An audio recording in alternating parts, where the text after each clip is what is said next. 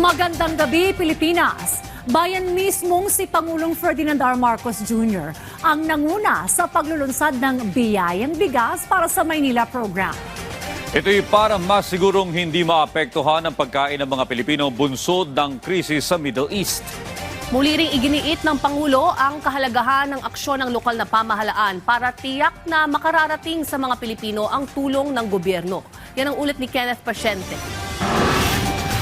Para matiyak na hindi maaapektuhan ang pagkain ng mga Pilipino sa harap ng krisis sa Middle East, mismong si Pangulong Ferdinand R. Marcos Jr. ang nanguna sa paglulunsad ng biyayang bigas para sa Maynila program sa lungsod ng Maynila ngayong araw. Sa ilalim nito, makakatanggap ng tig 10 kilo ng bigas sa mga benepisyaryo na tinatayang aabot sa humigit kumulang 80,000 na pamilya. Kabilang na ang mga manggagawa sa transport at service sector na susuportahan sa loob ng 6 na buwan.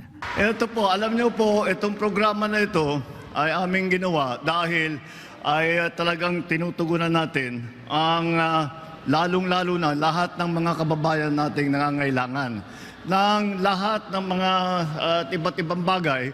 Ngunit ang nangunguna dyan ay yung pagkain. At sa pagkain, tayo mga Pilipino ay pag pinag-usapan ng pagkain, kailangan bigas. At yung ulam, siguro mas madali na yun. Basta't may bigas, buhay na tayo. Pinondohan ang programa ng Office of the President sa pamamagitan ng Financial Assistance to Local Government Units o FALGU na umabot sa 286 million pesos. Kaya binigyang diin ng Presidente ang kahalagahan na rekta na sa mga LGU ang pondo. Kaya ang ginawa ko ay tiniyak ko na talagang local government ang mabibigyan ng tulong.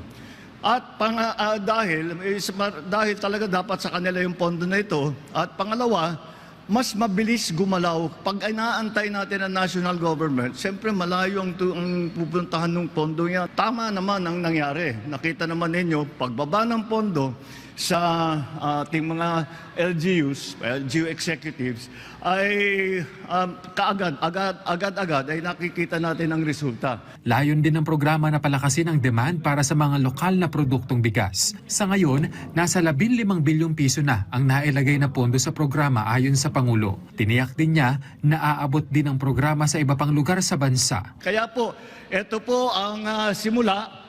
Kagaya ng sabi ko, nauna ang Maynila, ngunit patuloy po ito at saka buong bansa ay mabibigyan natin. Malaking bagay ito para sa mga benepisyaryo. Para po sa amin, malaking tulong po ito dahil sa ngayon po mahal na po yung mga bilihin. Saka lalo pong nagmamahal din yung gasolina po. Malaking tulong po sa amin ito. Gagamitin na lang namin, sir, yung pang-budget namin sa bigas, ipang-ulam na lang po. At saka budget po namin sa pamasahe namin papunta sa trabaho. Nag-flex pa ang Pangulo ng buhatin niya na tila weights ang 10 kilo ng bigas. Tanong niya,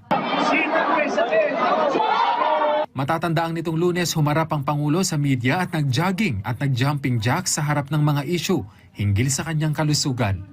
Kenneth Pasyente, para sa Pambansang TV, sa Bagong Pilipinas.